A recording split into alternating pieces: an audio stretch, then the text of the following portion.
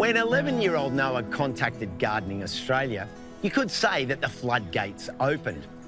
We found a young man who avidly watches the show, has created his own edible and native garden, reads all the latest books on gardening, and he's been doing it since he was 7 years old.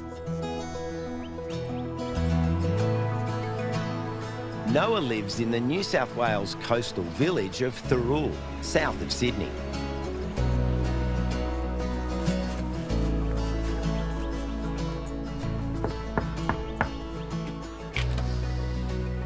Hello.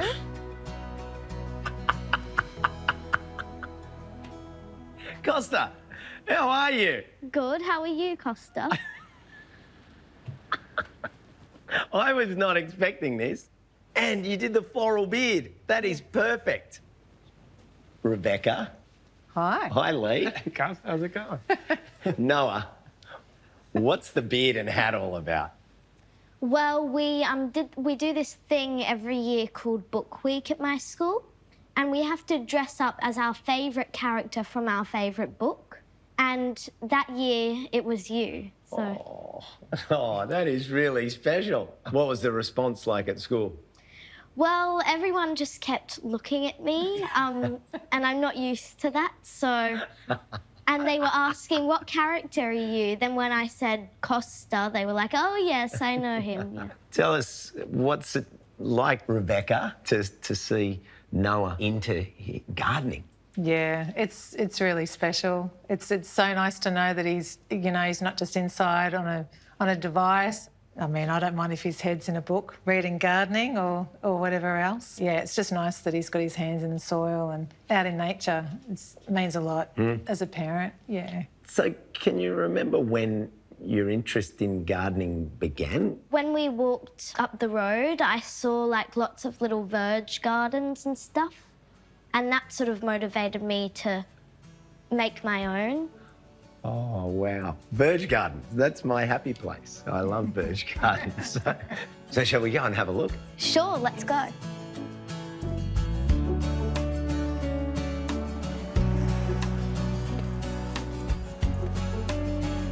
So, Costa, I would like to introduce you to some of my friends. That's Millie, Josh, Hannah and Costa.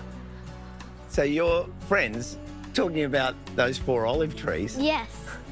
I've been watching Gardening Australia for a few years now, and I've been inspired most by those 4 presenters, so yeah, that's why I named them.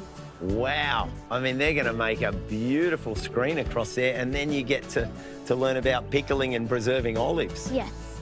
Now, you realise I haven't had a tree named after me, so can I go and give myself a hug? Of course.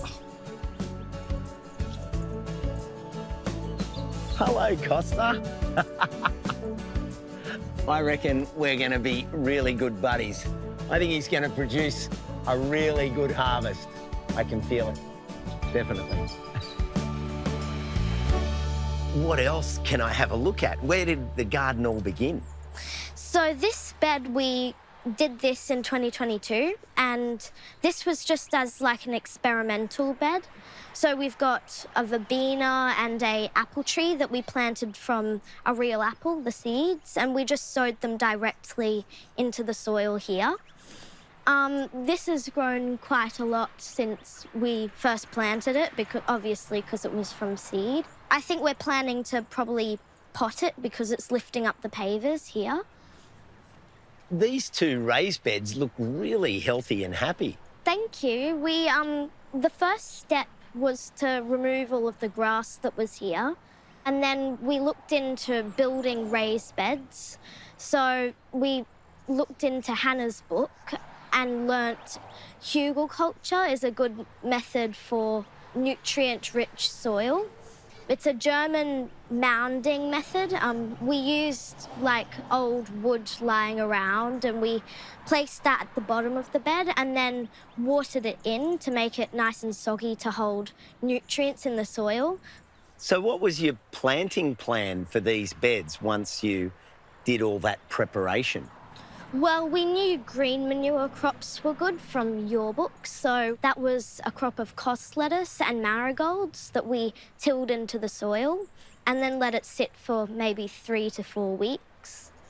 And then we could get planting with stuff like rainbow chard, silver beets, Costa lettuce, chives, leeks, and then later on crop rotation.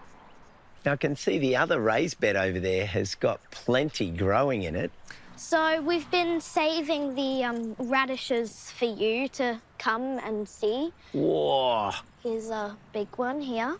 whoa, It's got a big split down the bottom. 'Cause look it's at so that. big. That's a monster. How long's that been in for?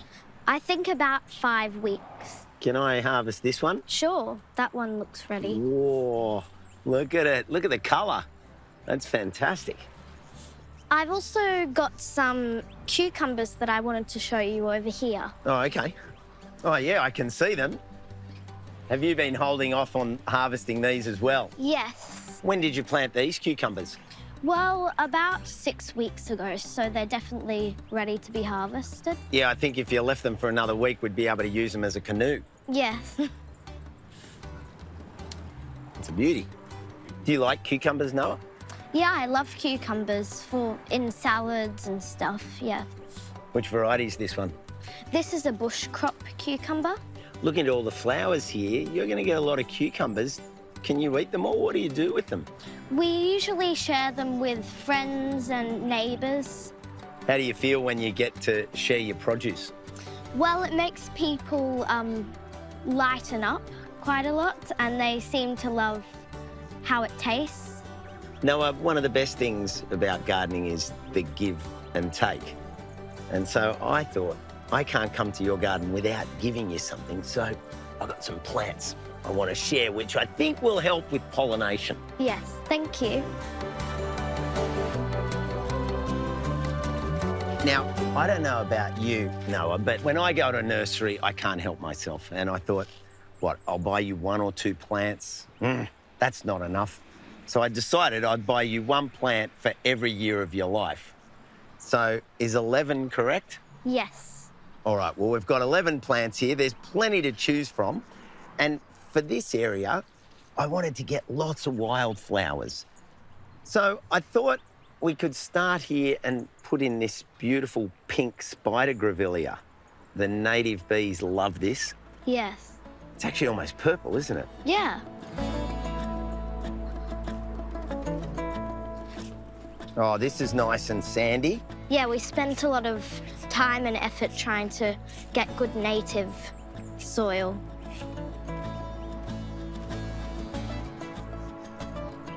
Also, this heart-leafed shaggy pea.